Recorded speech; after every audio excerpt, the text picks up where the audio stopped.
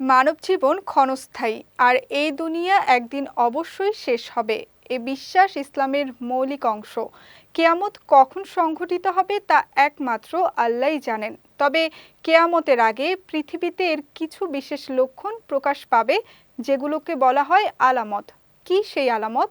বিস্তারিত নুসরত আহমেদের ডেস্ক রিপোর্টে। ইসলামী বর্ণনায় কিয়ামতের আলামত দুই ধরনের, ছোট ও বড়।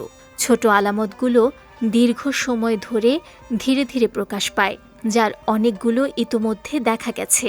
ইসলামের ইতিহাসে নবী করিম সাল্লাল্লাহু আলাইহি ওয়াসাল্লামের নবুয়ত লাভ ও ওফাত হল প্রথম চিহ্ন।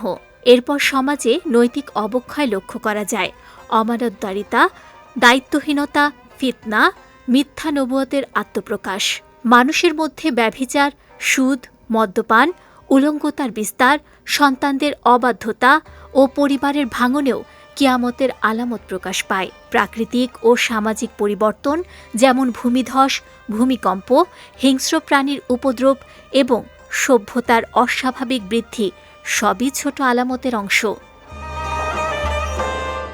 এদিকে বড় আলামত শুরু হবে ইমাম মাহদির আগমন দিয়ে। হাদিসে উল্লেখ করা হয়েছে, ইমাম মাহদি শেষ জামানায় মুসলিম উম্মার নেতা হিসেবে আবির্ভূত হবেন।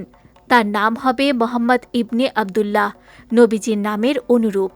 যখন চারদিকে অন্যায় ও জুলুম ছড়িয়ে পড়বে, তখন তিনি পৃথিবীতে ন্যায় ও সুবিচার প্রতিষ্ঠা করবেন।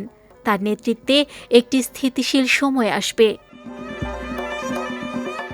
এরপর শুরু হবে দাজ্জালের ভয়ঙ্কর ফিতনা। সে নিজেকে প্রভু দাবি করে মানুষকে বিভ্রান্ত করবে এবং অনেককে পথভ্রষ্ট করবে। এটি হবে মানবজাতির জন্য সবচেয়ে কঠিন পরীক্ষা। এ সময় হযরত ঈসা আলাইহিস সালাম পৃথিবীতে অবতরণ করবেন। তিনি দাজ্জালকে পরাজিত করবেন এবং সত্য ও ন্যায়ের শাসন প্রতিষ্ঠা করবেন। তার সময়ই ইয়াজুজ মাজুজ নামে এক বিশাল জাতির আবির্ভাব ঘটবে, যারা পৃথিবীতে ব্যাপক অরাজকতা সৃষ্টি করবে।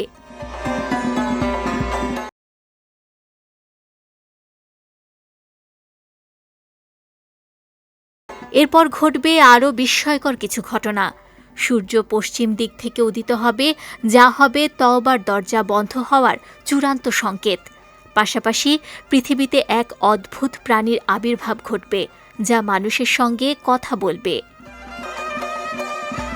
সবশেষে আকাশে ধোঁয়া ছড়িয়ে পড়া, বড় বড় ভূমিধস এবং ইয়েমেন থেকে আগুন বের হয়ে মানুষকে একত্রিত করার মতো ঘটনা ঘটবে। এই আলামতগুলো আমাদের মনে করিয়ে দেয়, দুনিয়া চিরস্থায়ী নয়। তাই কিয়ামত কবে হবে তা জানার চেয়ে তার জন্য প্রস্তুতি নেয়াই একজন মুমিনের প্রধান দায়িত্ব। নুসরাত আহমেদ, বিজয় টিভি, নিউজ ডেস্ক।